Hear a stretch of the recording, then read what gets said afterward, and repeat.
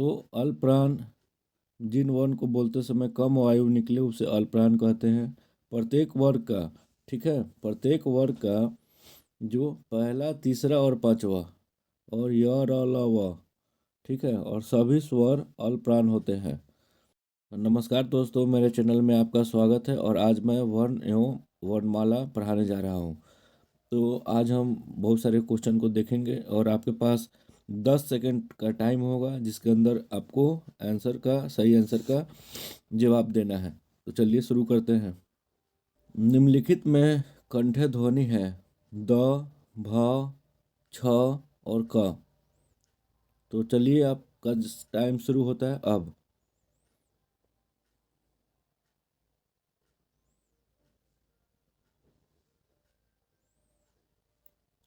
समय समाप्त हो चुका है और सही उत्तर है क।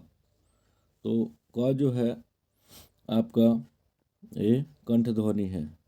कंठ जो है अ, आ, क, ख, ग, घ, अंग, ह, अ, ये जितने भी वर्ण हैं ये आपके कंठ से बोले जाते हैं।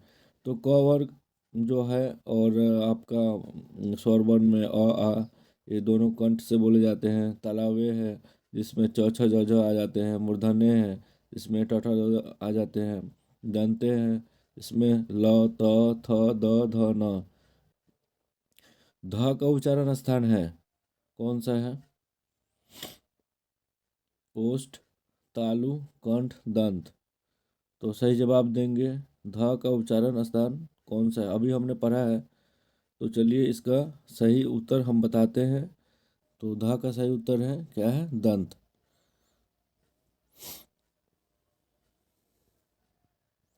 निम्नलिखित में से कौन से दो वर्ण अयोगवाह कहलाते हैं? निम्नलिखित में से कौन से दो वर्ण अयोगवाह कहलाते हैं? अ, आ, अंग, री, आ, अह, अंग, अ।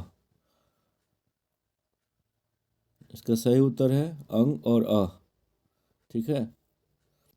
निम्नलिखित में अघोष महाप्राण ध्वनि है। अघोष महाप्राण ध्वनि है ख, क, ड और ध। चलिए टाइम शुरू होता है अब। कौन सा है अघोष?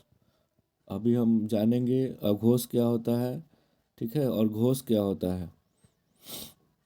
तो इसका सही उत्तर है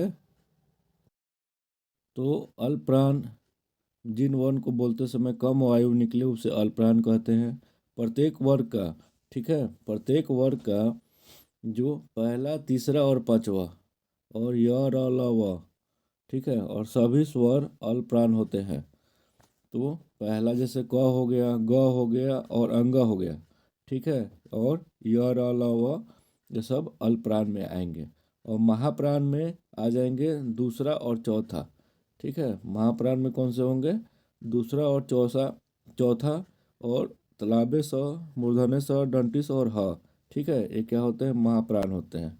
तो इन सब चीज़ जितने भी है तालव्य स, मूर्धन्य, दंती स और ह हो गए, ये आपका महाप्राण हो गया। अल्पप्राण में पहला, तीसरा और पांचवा। और घोष और सघोष में देखिए तीसरा, चौथा और पांचवा वर्ण और य र ल व ह सारे स्वर घोष होते हैं। तो यहाँ पे घोष और सघोष की बात की जाए तो घोष तीसरा, चौथा, पांचवा, ठीक है, और घोष जो पहला और दूसरा।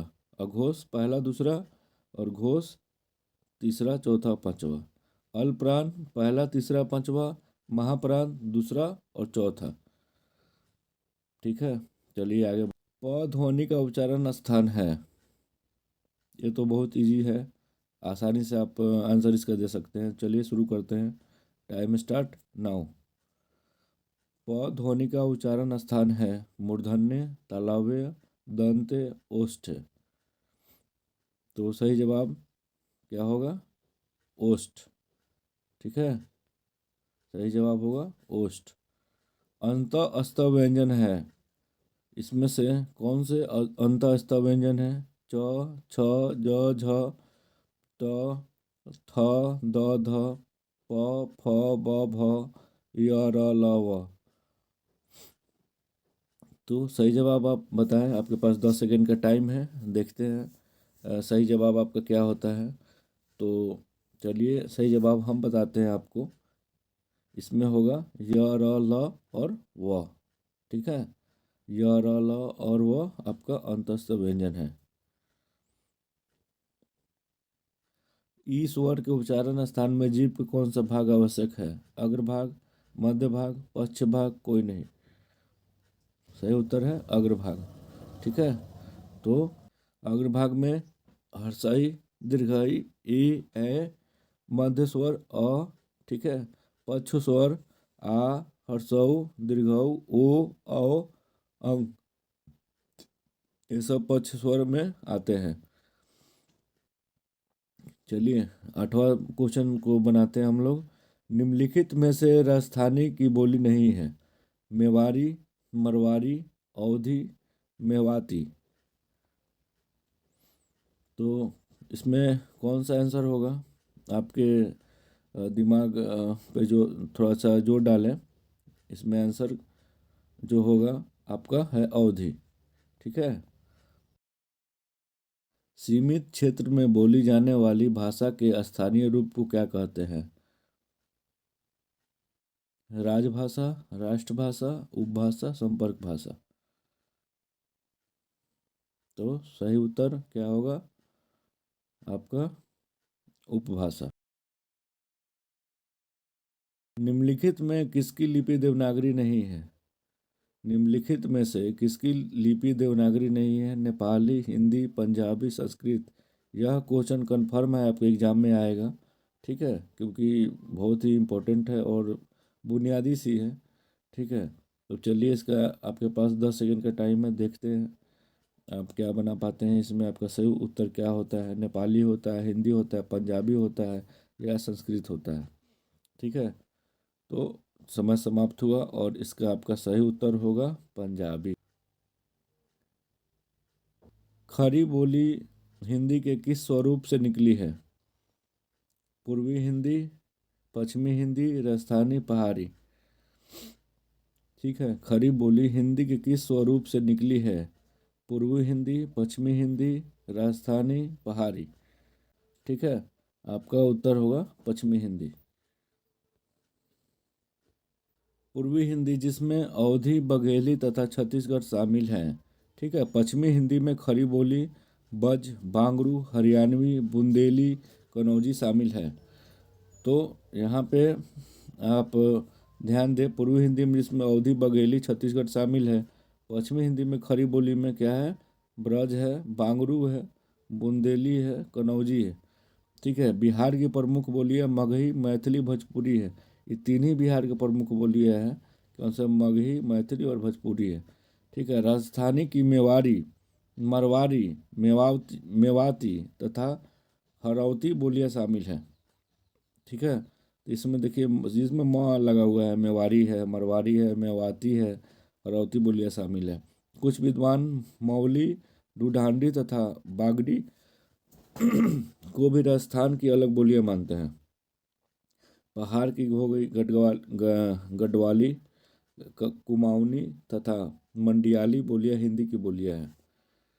वर्ण विच्छेद से बनने वाला सही शब्द चुनिए। जिसमें इसमें क्या हो गया? माधा ल धन, हर्षई धन, ख, हलंत धन, आ। इसमें क्या होगा आप बताएं। टाइम आपके पास 10 सेकेंड है। लिख होगा, लिखा होगा, लेख होगा, लिख होगा।